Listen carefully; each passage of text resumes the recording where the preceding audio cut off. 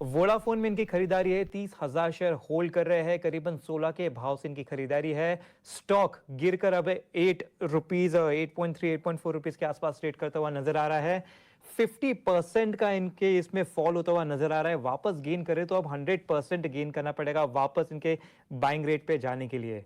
तो यहां पर क्या राय बन रही है आपकी टेक्निकली? साथ ही साथ इस सेगमेंट में हम ना सिर्फ स्टॉक स्पेसिफिक बात करते हैं लेकिन बेसिक टर्म रिलेटेड भी बात करते हैं।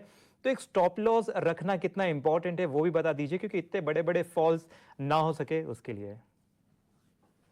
देखिए अंश, वोडाफोन का अगर चार्ट देखें तो डेफिनेटली एक अंडर परफॉर्मिंग स्टॉक है। लॉन्ग टर्म में डेफिनेटली स्टॉक में नहीं रखना चाहिए।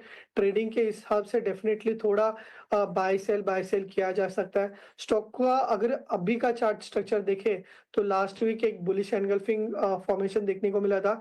ये फॉर्मेशन जो है एग्जैक्टली लास्ट ईयर जहाँ पे स्टॉक बाउंस किया था अगस्त में, वहां पे बना है। तो यहाँ से ट्रेडिंग बाउंस एक्सपेक्ट कर सकते हैं, बट सलाह यही होगी कि ये जो बाउंस है, बाउंस में एग्जिट करना चाहिए।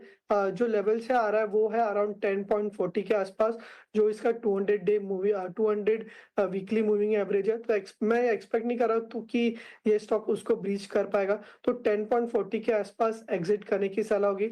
एंड अगर स्टॉप लॉस के बारे में बात करूँ तो स्टॉप लॉस यहाँ पे जो लास्ट वीक गैप रह गया था ₹7.40 के आसपास, तो वो स्टॉप लॉस रखना चाहिए। आज जब हम स्टॉप लॉस के बारे में बात करते हैं तो काफी इंपॉर्टेंट होता है स्टॉप लॉस, क्योंकि जब आप ट्रेडिंग के बारे में बात करो तो जब हम एनालिसिस करते हैं तो एनालिसिस से ज्यादा इंपॉर्टेंट होता है डिसिप्लिन।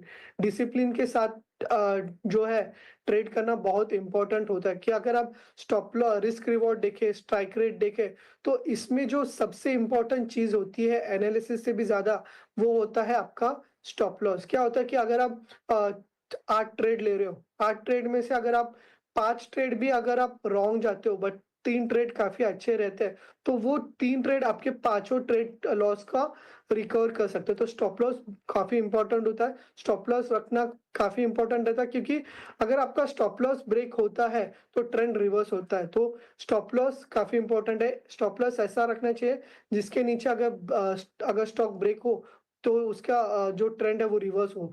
तो स्टॉप लॉस रखना बहुत इंपॉर्टेंट है। बिल्कुल, स्टॉप लॉस रखना काफ़ी इम्पोर्टेंट है अगर आप ट्रेडिंग कर रहे हो तो। वोडाफोन आइडिया में पिछले कुछ दिनों में भारी गिरावट दिखी है।